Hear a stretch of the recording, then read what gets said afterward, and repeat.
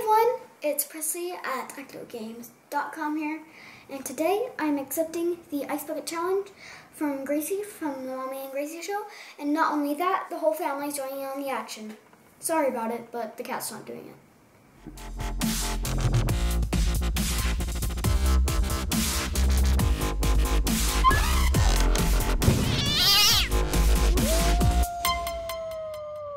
Here's how it works. If you get challenged, you have 24 hours to post a video of yourself dumping a bucket of ice water on your head. If you chicken out, you have to donate $100, but if you actually do the challenge, you have to donate $10. And all this donation is going to help fight Lou Gehrig's disease. And if you would like to stay tuned until after the challenge, we'll talk a little bit about what Lou Gehrig's disease is. Before I get started, I'm going to go ahead and tell you who I challenge. I challenge Violet from the Dollarama, Mike from Hey That's Mike, and all of my favorite teachers from the VidCon EDU panel, which are Emily, John Green, Veritasium, and Smarter Every Day. Okay, everybody, we're going to follow Mama and Gracie's lead and go from oldest to youngest. And so I'm the oldest, so here I go. Okay, ready? 3, 2, 1. Is it cold?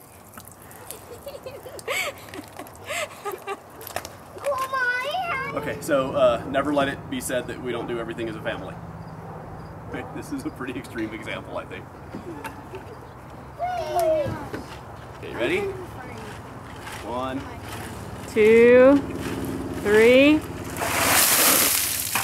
Whoa! Whoa! That's cold. I thought you were going to do a girly scream. Whoa! Is that cold? So cold. Are you ready, Presley?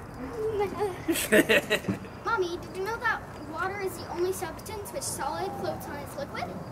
Come on, Presley. Let's do it. Oh, do you guys remember my centripetal force video I did a little while ago? Come on, Presley. Let's just do it. Come on. All right, here I You go. can do it. Mommy, can I borrow $100?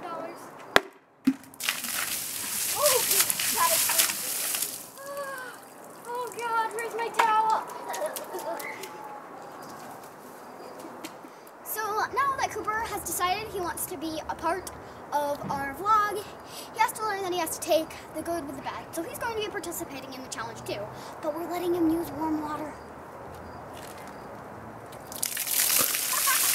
That actually felt kind of good. I got hit by a little bit. What do you think, Cooper?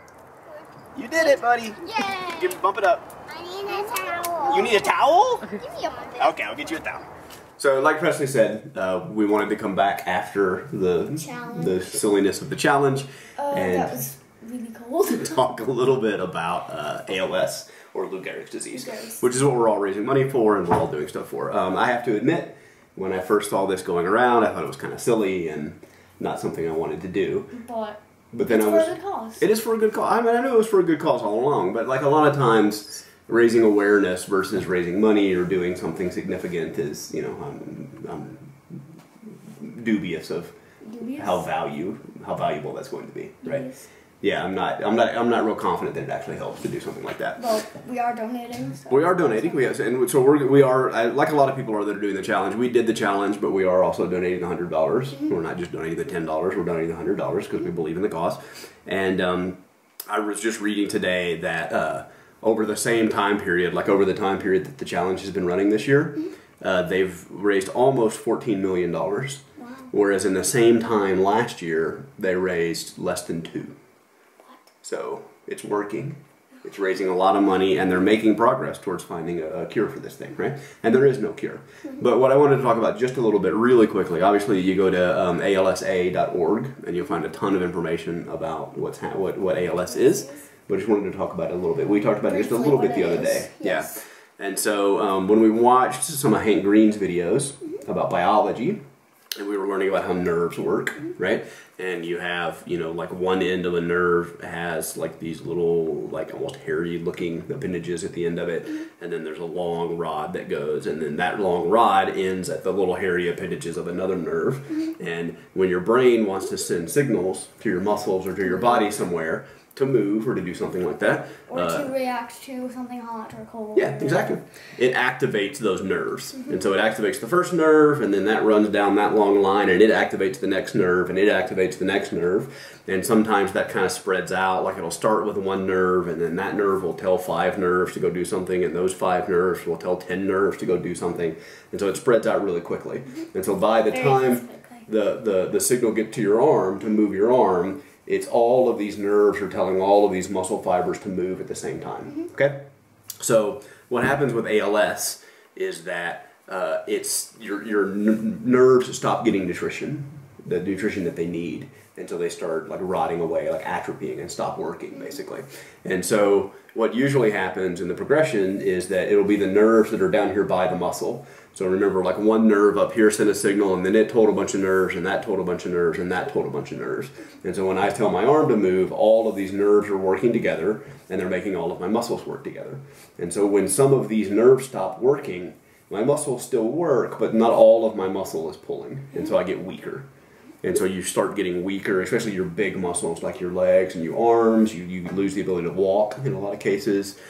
Some cases your jaw muscles get impacted, so you can't talk, you can't eat, because you can't chew food, you can't swallow. And so ALS affects the muscles that you have control over. There's different kinds of muscles in your body, right? There's the muscles that you control. When I think my hand needs to move, my hand moves, but I don't think about my heart beating, or I don't think about digesting food, right? But I do what makes ALS dangerous, aside from the fact that it will paralyze you, right? You'll lose the ability to move the muscles that you can move, but your digestive system will keep working. So you can't eat and chew and swallow anymore, but they can pump food into your stomach, and your stomach will keep digesting food, and so you can survive that way, right? But what happens is the lungs that control the muscles that control your breathing, they're partially not under your control, but they're partially under your control. So you can hold your breath, you can stop yourself from breathing, you can take a deep breath, you can exhale deeply, you can control that. And so the nerves that control those muscles are impacted, and so you lose the ability to breathe. And so people who die from ALS, which you can die from, and people do, is respiratory failure. Like they can put you on a machine that helps you breathe in the same way that they can pump food in your stomach, but eventually your muscles that make you breathe and get oxygen to your body stop working. And so it's just a few years usually after you're diagnosed, and it just progresses that way. You get weaker first, you'll notice your arms and legs are a little bit weaker, speaking becomes hard, and then eventually you start becoming paralyzed. You can't move your arms and legs at all, and so you're in a wheelchair or something, or bedridden, and then over time it progresses until it's in the muscles that make you breathe, and then they hook you up to a machine, and sooner or later you can't breathe anymore, and then that's what takes your life, is respiratory failure. So it's a very serious illness, right? And there's no cure. They have some things that are showing promise, that are starting to slow down the progression. So from the time you get it, there's no stopping it yet. It just slows it down, and it helps. But they're making progress. And what do they need to make more progress? More donations. More donations. They need more money to keep doing the research, to keep progressing, to stop this from happening. And that's why we absolutely agreed to move forward and do the donation. But alsa.org will give you all the information you need to know about it. Please look at it seriously and consider donating. Even if you're not doing the challenge or you're not being challenged. And in fact, I would say you should challenge all of your subscribers. Yes. Everyone who subscribes should be doing the challenge and posting a video in the comments below, and post a link to your video down in the descriptions. We challenge everyone who's watching this video to do it. Comment, not descriptions. Comment, that's what I meant. Yeah, don't edit our descriptions. But please, post a video, post a link to the video in the comments below, and I'd love to see every one of Presley subscribers take the challenge. Wouldn't that be cool? Yeah. That'd be awesome. So there's the people that she listed at the beginning, but I challenge everyone that's watching this to do it. We do challenge. Pie, I'm talking to you. Cool? Yeah. Okay. You want to sign off? Thank you guys for watching, and I will see you tomorrow. Bye. Bye, everybody.